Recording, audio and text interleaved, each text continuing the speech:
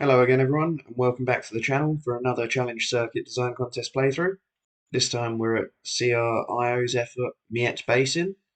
This is my first viewing of the course. I've seen the thread on TGCTours, but I haven't played the course, so I don't really know what to expect other than it's based on a national park in Canada. So we'll have a quick look at the plot. We've got quite heavily treed around the outside. That's the pine forest influence coming in. Nice big lake over on the side, so we're expecting some views of that. Not too heavily planted in the middle, apart from obviously a grove here where we work our way around. Doesn't look like there's too many bunkers on the course, but there are some, so they've obviously been fairly selectively placed. It looks like we've got a lot of different things in terms of looks like we've got a river here, a lake here, another river winding its way through here. So interesting to see how he might have used all of the various different elements of this plot. So we have one of the elements that CR has taken on is at least two bunkerless souls. Judging from the thread, he's knocked that out of the park because he's gone for 1, 2, 3, 4, 6, 7, 15, and 17, all having no bunkers. So that's 7, which is a couple more than 2. So we have an interesting first hole in that if we play down here, we have a better angle in to the green. We can chase it up the front. Whereas if we come in from sort of where we're going to hit driver to, we're potentially getting a bounce off one of these slopes. The one thing I will say about this hole is that the fairway kind of feels a bit arbitrary. There's not really, with the lack of bunkers and not the most dense planting, like there's just a little bit of, looks like multi-planted grass around a couple of bushes. There's not an obvious reason why the fairway is shaped how it is.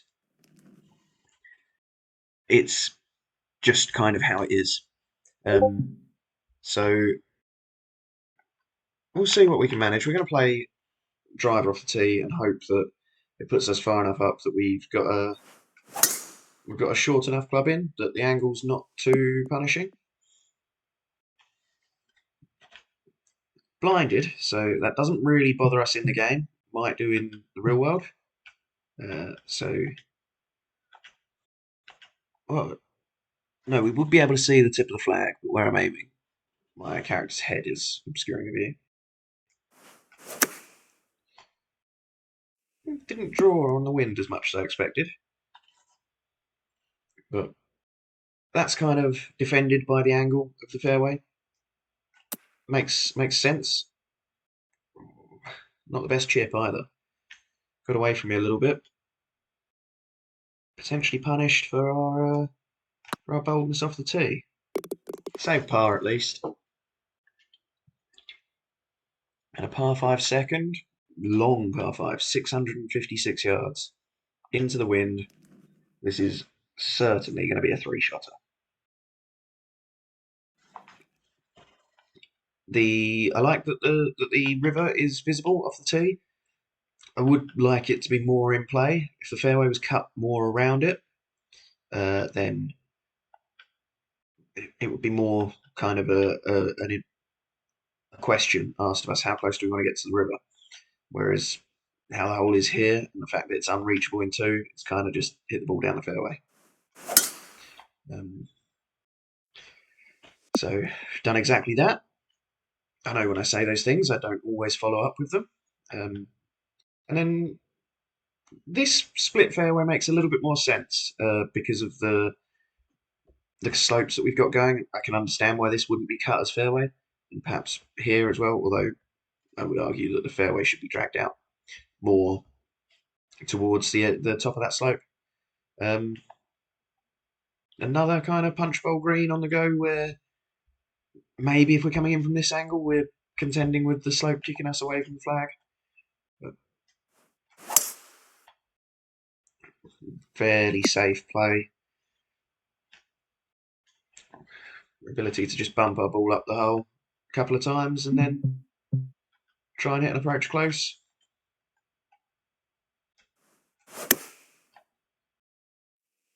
Not the best shot, but we're on the green at least.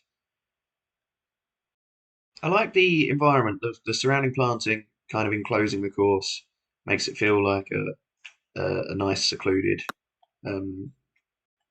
golf course out in the mountains and out in the forest. So that's quite a cool touch. Nice wide fairway here. Want to be closer to the right for our angle into to the pin. We can't hit driver over the top, so we're laying back. So we're probably just going to hit a hybrid just to make sure that we don't run out of fairway. That bridge looks a bit awkward. I don't think that is the best choice for when you've got a large span to cross. You're better off using one of the other kind of sectional bridges, or some of the others work better in kind of pairs or sets. Oh, lucky I hit hybrid because 3 would have definitely been in the water.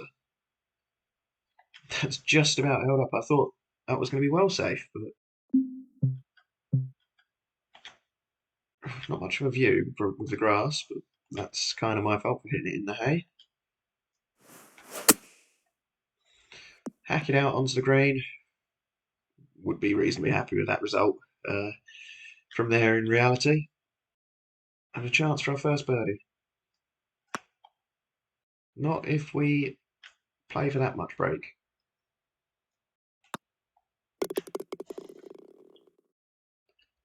Three pars to start. We've had a few of these rock walls in front of the tees. It feels a bit awkward to me that we have those, but not a lot else in the way of planting kind of on the playing area. We've obviously got some trees and some bushes that are kind of set back from the holes. We'd probably like to see more of the kind of undergrowth planted and more shrubs and bushes kind of leaking out into the rough here. Kind of just make it look a bit more natural. But if you're going for the manicured look, then that's kind of what you've achieved. But I feel, especially with some of this planting around here, that's not quite what we're going for. Bit of interesting life to the green. I'm not sure I'm fully on board with the choice to put the green this side of the water for the par 3. I would probably rather played from like a tee in here over the water for a par 3 or something, especially as we then cross the water to get to the next tee. But it looks nice. It's a nice looking hole. The water and the trees in the background framing it quite nicely. But I think we could have used the water a bit better, getting it in front of the green and getting it in the golfer's head. Snaky putt.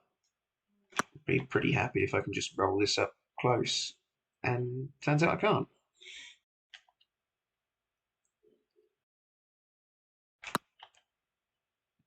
No, no good. This could be the first time in the series that we've gone over par.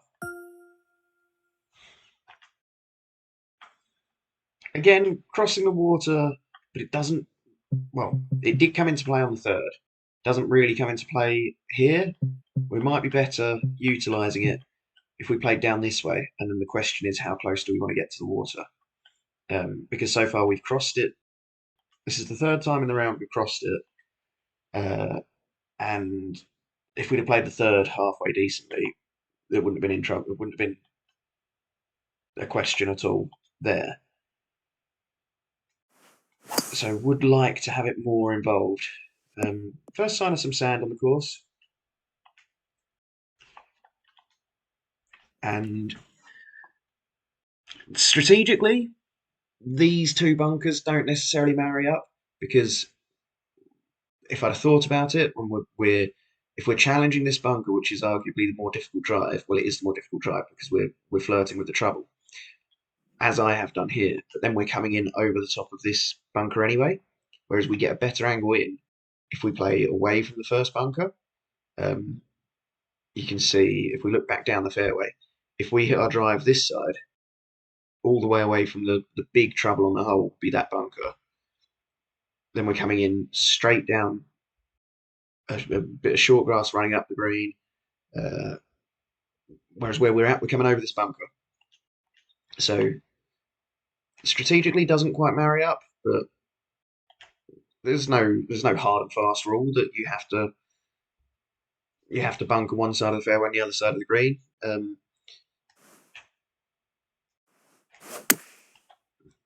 And probably that greenside bunker is far enough away from the putting surface as well, especially with the length of shot that we've got coming in.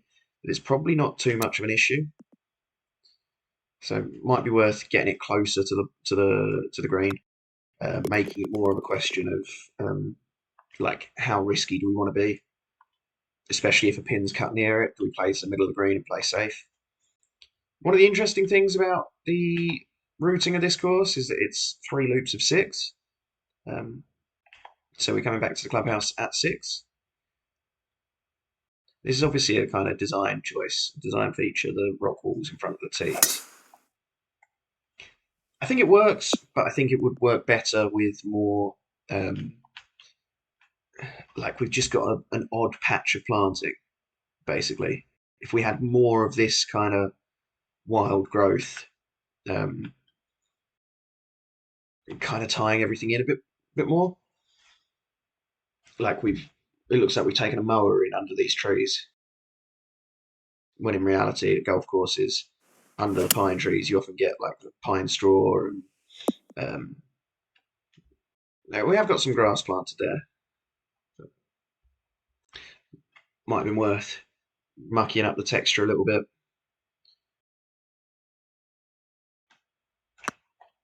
That's not a good putt. No.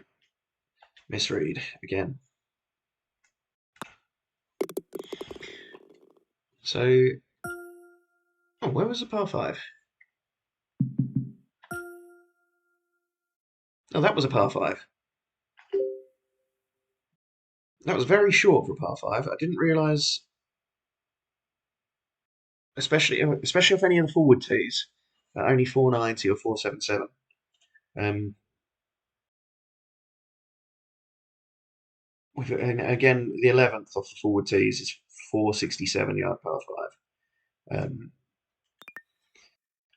I'm not sure what the intention would be if you wanted us playing off the forward tees at any stage.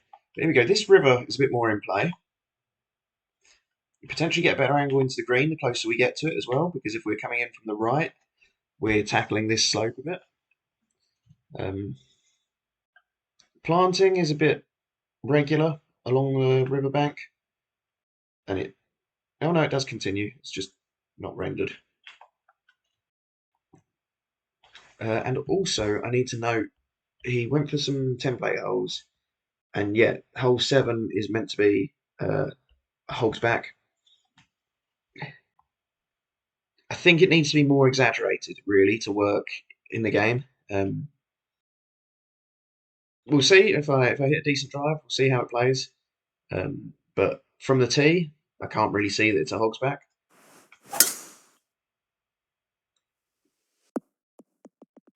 Maybe just kicked my ball left a little bit, but didn't have a huge bearing on the outcome of the shot.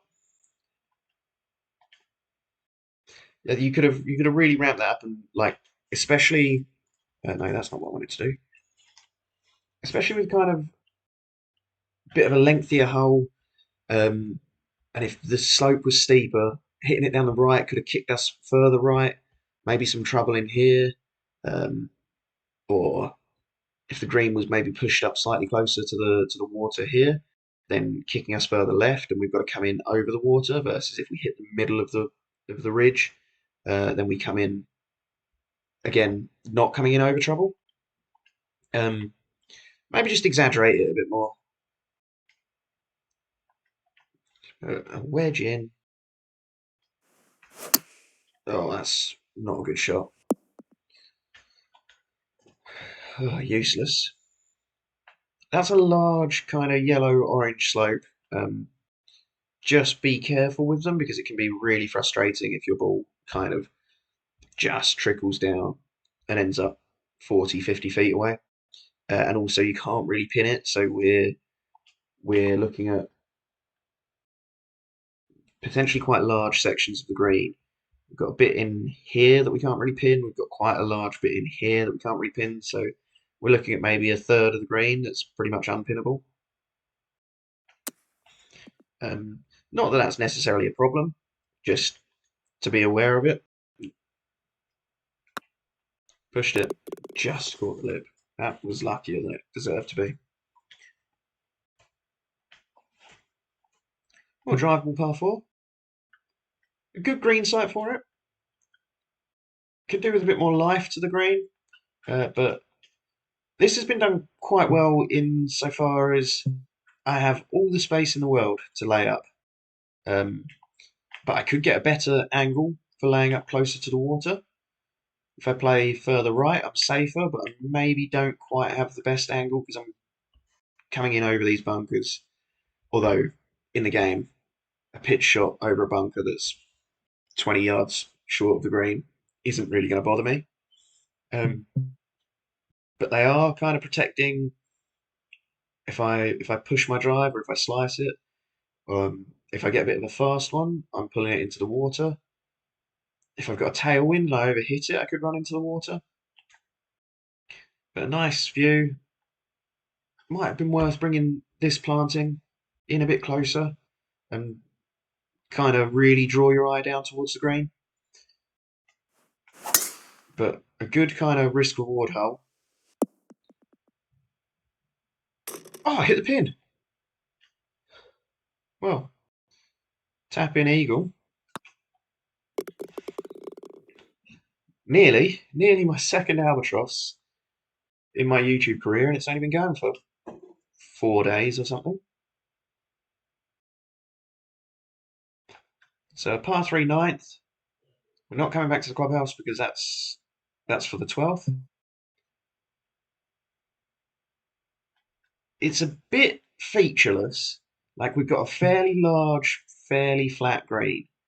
Um, this bunker, now that I've pointed out, probably going to go in it, but is far enough away that we're probably not kind of contesting it. Like even if the pin is in here, we're that's a really big pull to end up in that bunker. Um,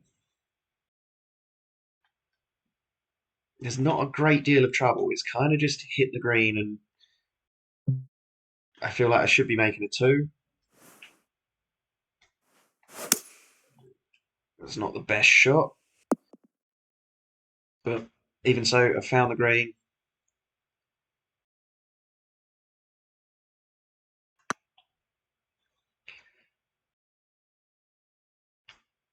And yeah, if I don't make a two, I should make a three. Um, didn't feel like there was much to that hole. That was certainly the weakest hole of the front nine, unfortunately. Um, and okay, we have a bit of like a narrows kind of vibe in that the further up we go, the narrower the fairway's getting. But I'm not sure that's fully what you've intended. Possibly is. Again, my usual gripe. So it might be nice to get the green like up closer to the water. Um, that's not the best drive. Just holds the fairway though. No, I don't want to hit an 8-iron pitch. Slight side hill lie, slight fast swing, so middle of the green. Again, bunker's probably a bit far away from the green. Not really too much of an issue. Good putt though. Good birdie. And then was 11 another template hole? No, 12 and 17.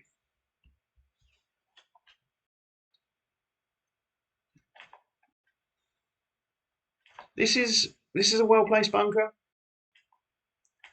If we play away from it, especially to this pin, if I play away from it, I'm coming in over this bunker at the green in two. The closer I get to it, slightly better angle in at the green and maybe more to a pin over on this side as well. But we could do the same job with the water, and we could use that natural feature to its kind of fullest extent.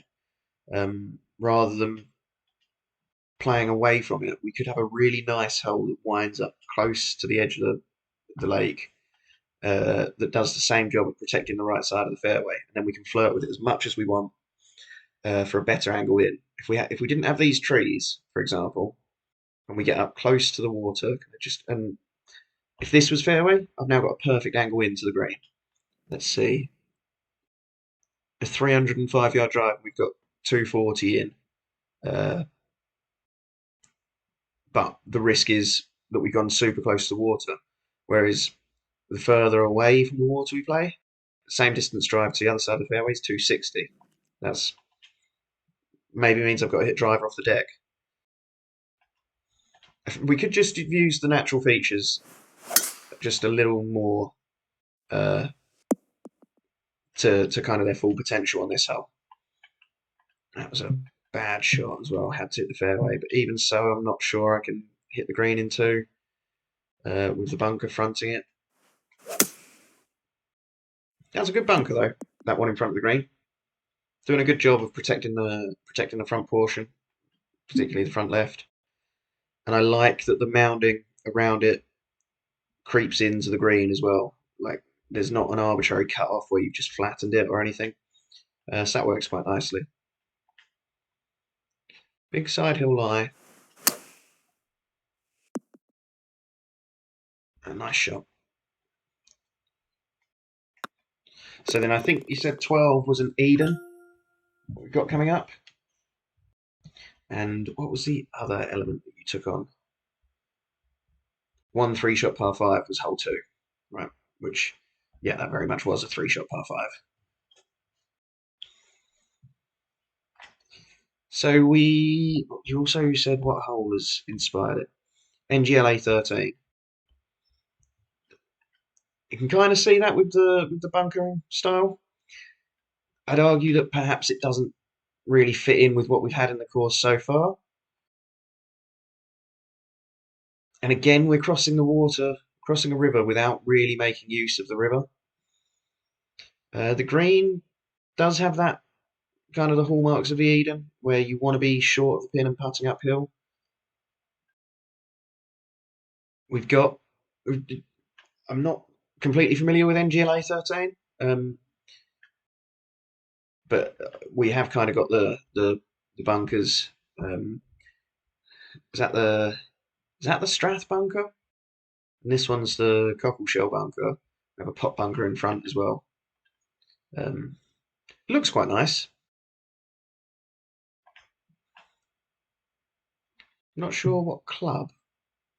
Because I'm quite tempted by the backstop, but you don't want to be above the hole on an Eden. That's an awful swing. The swing path was not good.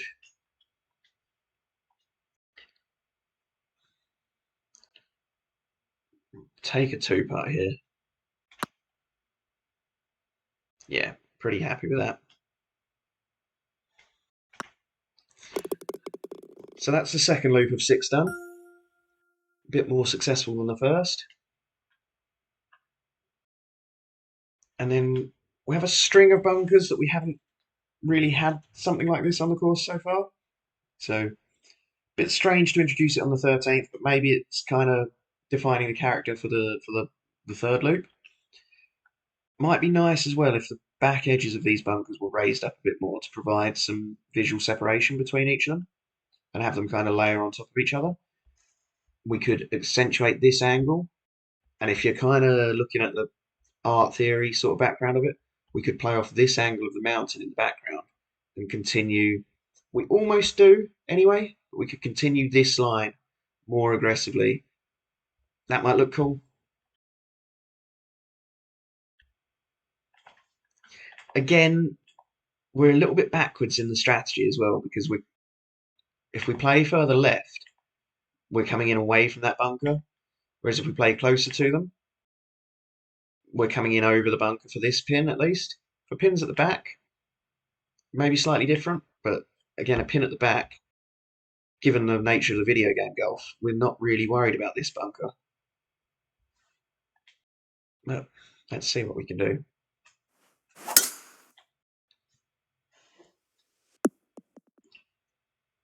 Pretty good drive.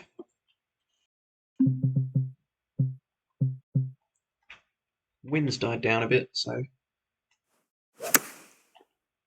hopefully. Oh, that's not great either. Found the green at least and have a chance, but no, breaking too much.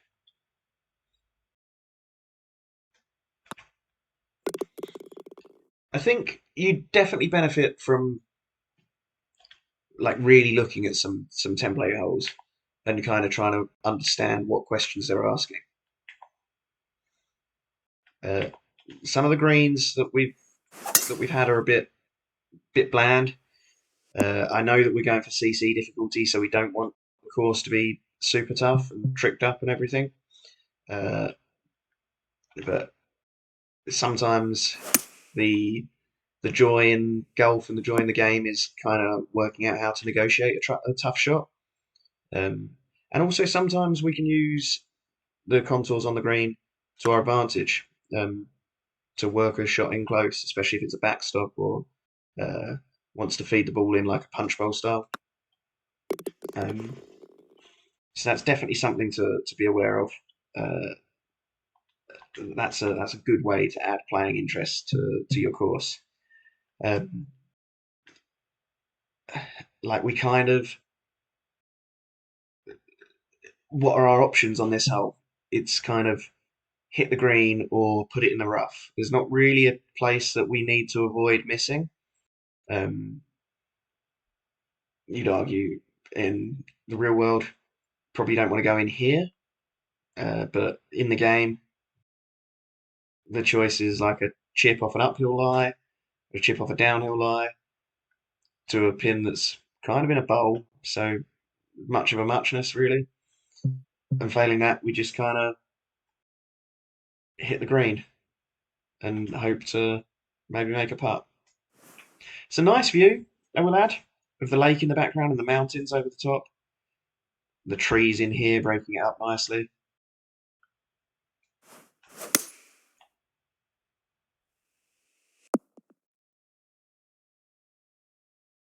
Decent shot, not fantastic, hasn't set the world alight, but gives us a sniff at birdie again.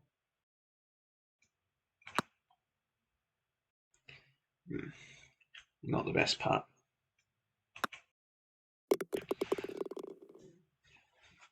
So you've fully embraced the kind of not having many bunkers on the course, with nearly half of your holes being completely bunkerless, um,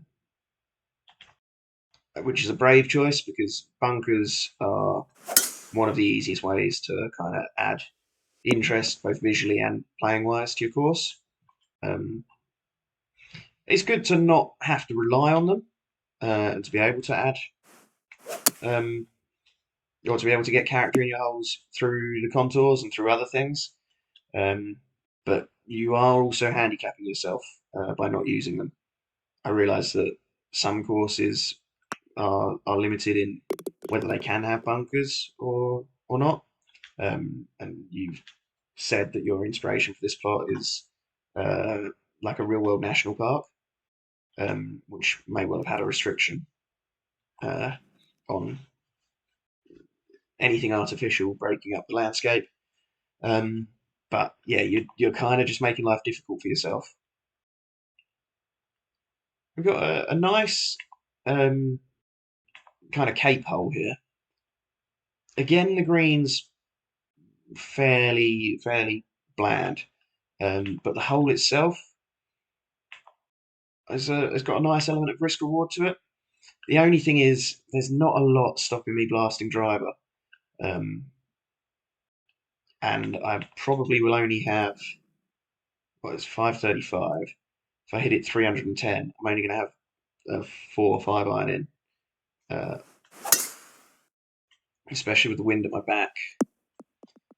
Now I've hit it 340, so I've got, yeah, 6, maybe 7 iron in.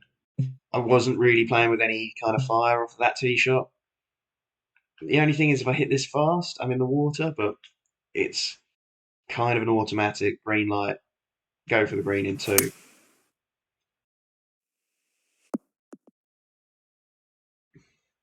Oh, 2 tapping eagles in the round. So if you could have added a bit more trouble around one of those 2 shots at minimum to make it less of an automatic go for it. And then here we've got a bit of interest to it because we have to hit driver to get around the corner to be able to play for the green in 2. But hitting driver kind of brings this bunker into play. So we have to hit a decent shot. I haven't hit it great, but I've got away with it. And these bunkers are, again, probably too far out of the equation to really be relevant. Especially with rough around it. Like if I miss the green here, it's just getting caught up in the heavy rough. And the first one is barely visible as well from the fairway.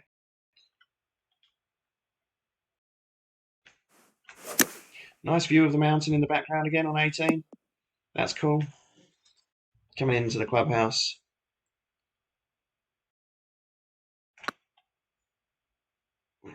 Poor putt.